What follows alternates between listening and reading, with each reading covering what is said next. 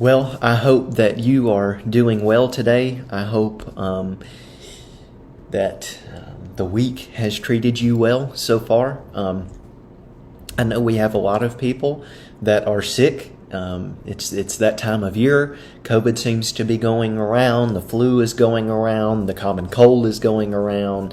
Everything seems to be going around. If you are sick, though, and we don't know about it, please let us know. Okay, we want to be praying for you. I don't think we have any announcements, so we'll just go ahead and jump into it. I hope you are excited. I'm certainly excited to study the Word of God for the next few minutes. We are done with the book of Jude, right? We finished the book of Jude last week, and now we're beginning our study of a new book, and that is the book of Genesis. Genesis is a very long book, so we won't go verse by verse, but we certainly want to give it our attention. Right off, the title of the book in our English Bibles is the book of Genesis, right? Well, where did this word come from? Well, it comes from the Greek, a Greek word, which means to... It means birth, origin is what we're thinking of. But the Hebrews didn't refer to the book as Genesis, okay? As was customary, the title of the book was derived from the first word of the book. So the title of the book for the Hebrews was Bereshit. And as you might know, that is in the beginning, right? So from the very beginning of the book of Genesis, we are introduced to a reality that the book is about beginnings.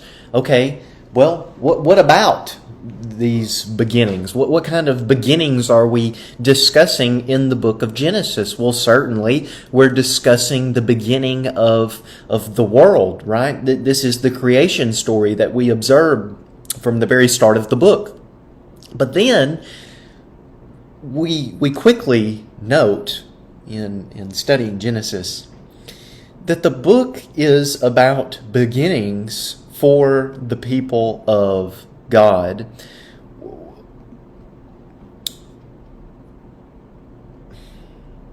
What's the purpose? What's the purpose of the book of Genesis? Well, certainly the book of Genesis, the purpose of the book of Genesis is to give us a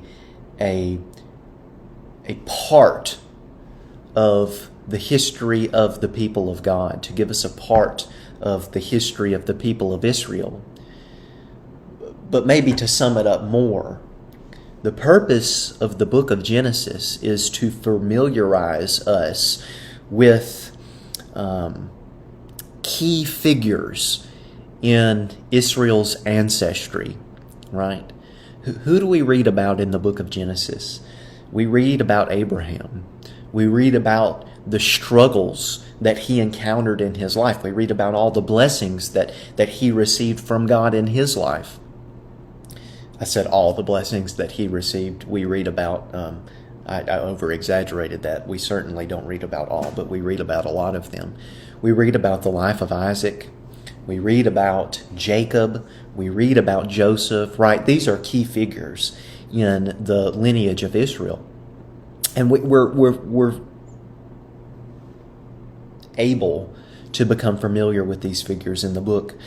So let's think about the basic structure of the book for a second. As we've noticed, we start off with the creation story, right?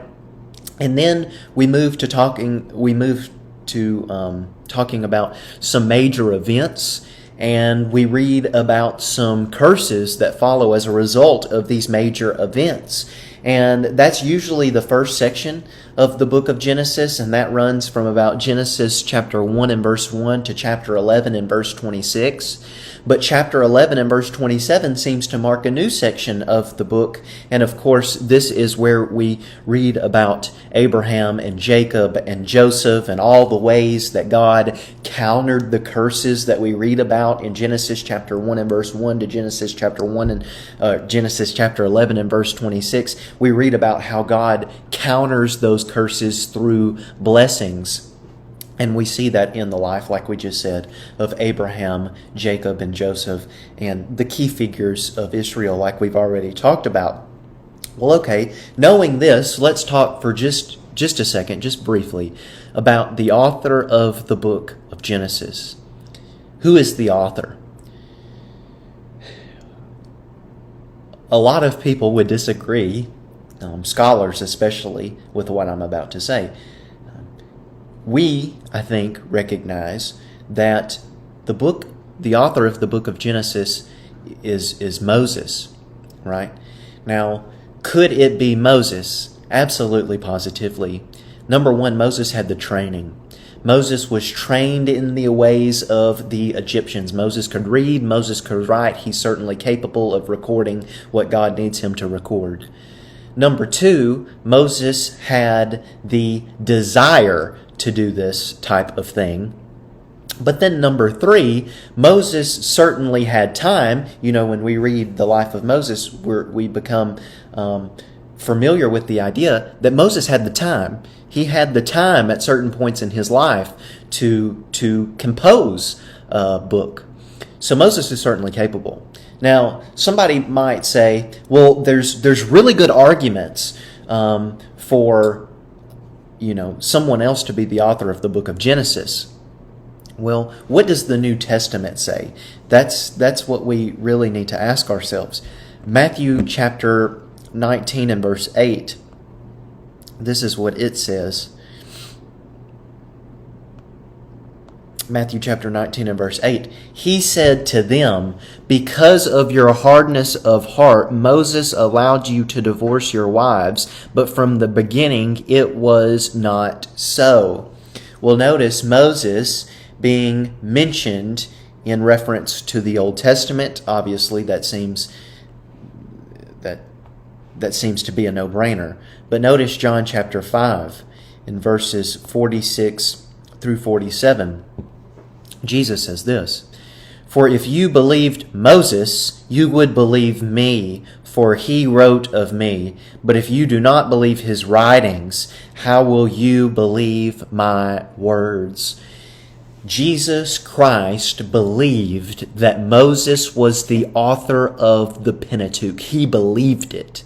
Now, if Jesus tells me that Moses was the author of the Pentateuch, I'm not arguing against that. I'm going to take that for what it is. Moses was the author of the Pentateuch. So you can definitely tell right where I stand. Now, how in the world, we read in Genesis, right? We read the book of Genesis, we read nothing about Moses. And then we get to Exodus and we read, after the events described in Genesis, Moses is born. So how would Moses have known of these events? How could he have composed the book? Well, that's where we enter into a certain amount of speculation. But it's certainly possible for Moses to compose the book of Genesis, right? We've already said he had the training. He was trained in all the ways of the Egyptians. He had the desire, and also he had the time to compose a book. Now, how would he have done this? Well, perhaps he drew on oral stories. Notice what Exodus chapter 3 says. Exodus chapter 3, looking in verse 6, this is what the Bible tells us. And he said, I am the God of your father, the God of Abraham, the God of Isaac, and the God of Jacob. Okay, so what tag of identification does God use to introduce himself to Moses? I am the God of Abraham, I am the God of Isaac, and I am the God of Jacob. Okay, great. Well, how is Moses instructed to identify God to the Israelites? Well, we see this in Exodus chapter 3 in verse 16. Go and gather the elders of Israel together and say to them, the Lord, the God of your fathers, the God of Abraham, of Isaac, and of Jacob, has appeared to me. So God tells Moses, I'm the God of Abraham, I'm the God of Isaac, and I'm the God of Jacob. And when you go to the elders of Israel, you need to identify me. I am God, but the God of whom? That's what we're ultimately asking. I am the God of Abraham, Isaac, and Jacob. Now the implication is, when you tell the elders of Israel that I am the God of Abraham, Isaac, and Jacob, they're going to know who I am. Well, how? They weren't living in that period of time, right? Well, because these stories are passed down. So we can infer that Moses and the elders of Israel at the time were very familiar with the stories about Abraham, Isaac, and Jacob, and Joseph, right? So it's certainly, we'll leave it at that.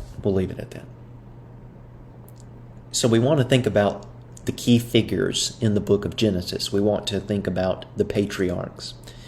We want to be thinking about Abraham and Isaac and Jacob and Joseph. You're going to get tired of me saying those names by the end of our study in the book of Genesis. But we want to think about, for the next few minutes, we want to think about their relationship with God. More specifically, we want to ask ourselves, what was their understanding of God, right? Well, we've already seen one. But before we talk about that, let's go back to this question. We want to ask ourselves, what was their understanding of God? Well, the way in which they use various names for God helps us to understand sort of how they thought about God and sort of how they thought about their relationship with God. So this is where we want to discuss the God of the fathers, right? So the various names, we've already said that the patriarchs used to describe God give us a window into how they thought about Him. You know, typically in Genesis, when we read through it, you'll notice that when a patriarch describes God, they describe God as the God of one's father. Now, usually they don't say that explicitly, right? The God of one's father. They'll say the God of, enter a personal name there. Now, what's interesting is that it's been observed that usually in the context of a family conversation, the personal name that is usually introduced to the God of one's father is omitted.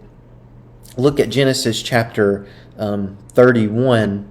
Genesis chapter 31 in verse 5. Or let's go to verse 4. So Jacob sent and called Rachel and Leah into the field where his flock was, and said to them, I see that your father does not regard me with favor as he did before. But watch this. But the God of my father has been with me. Okay, notice Genesis chapter 50. Genesis chapter 50 in verse 7. So Joseph went up to bury his father. With him went up all the servants of Pharaoh, the elders of his household, and all the elders of the land of Egypt. I don't know where... Hold on. I realize now by reading this is not what I had written down. It is not Genesis chapter 50 and verse 7 that I wanted to read. It was Genesis chapter 50. Let me check before I say it. I have a big problem with doing this. Yes, Genesis chapter 50 and verse 17. That's what I want Genesis 50 and verse 17, "Say to Joseph, please forgive the transgression of your brothers and their sin, because they did evil to you. And now please forgive the transgression of the servants of the God of your father." So notice in all these instances, how is God introduced? He's introduced as the God of one's father. Sometimes that comes with a personal name. For example, the God of Abraham, or the God of Isaac, or the God of Jacob. In the context of family conversations, the personal name is generally omitted. Now, what I want us to notice as we read throughout the book of Genesis, that this tag of identification seems to fill out more and more the deeper we get into the book. So sometimes, like we said, it's the God of one's father, omit the personal name. Sometimes it's the God of Abraham. So one individual is mentioned, one personal name is used in the tag of identification. But sometimes it's two names, the God of Abraham and the God of Isaac. But then sometimes it's the God of Abraham, Isaac, and Jacob. So notice how that tag of identification begins to expand. It begins to grow as we read throughout the book of Genesis. Look at Genesis chapter 26 in verse 24. "And the Lord appeared to him in the same night and said, I am the God of Abraham your father. Fear not, for I am with you and will bless you and will multiply your offspring for my servant Abraham's sake." Now, of course, here we have Isaac in mind. So when God is introduced to Isaac, he is the God of Abraham. You know Isaac, the God that Abraham served, right? That's the God that is speaking to you now. We'll look at Genesis chapter 46. Genesis chapter 46 in verse 3. Of course, we have the story of Joseph in mind, and he's bringing his family to Egypt. Then he said, I am God, the God of your father. Do not be afraid to go down for Egypt, for there I will make you into a great nation. Again, notice the language of the God of your father. But notice now in Genesis chapter 28 and verse 13, like we've talked about, the title is expanded. "And behold, the Lord stood above it and said, I am the Lord, the God of Abraham your father, and the God of Isaac. The land on which you lie, I will give it to you and to your offspring." And of course, Jacob is the one being spoken to here. So what are we to make of this title, the God of your fathers type of title? Well, we're to make that the God, the God of Abraham, Isaac, and Jacob. He is a very personal deity, but he is also the protector, right? He is the God of the clan. Now that's important because he's not localized. He's not bound to some particular location. Remember that these people move, that Abraham, Isaac, and Jacob, they move about in the book of Genesis. And if God is the God of the clan, he is the personal deity, he is the protector, he is able to move with them as they migrate about. So I think that's just an interesting fact. We're definitely going to read more about it later. We'll end there because we're about out of time. So I can't wait to study next week, Lord willing. And I hope you have a great rest of the week. God bless.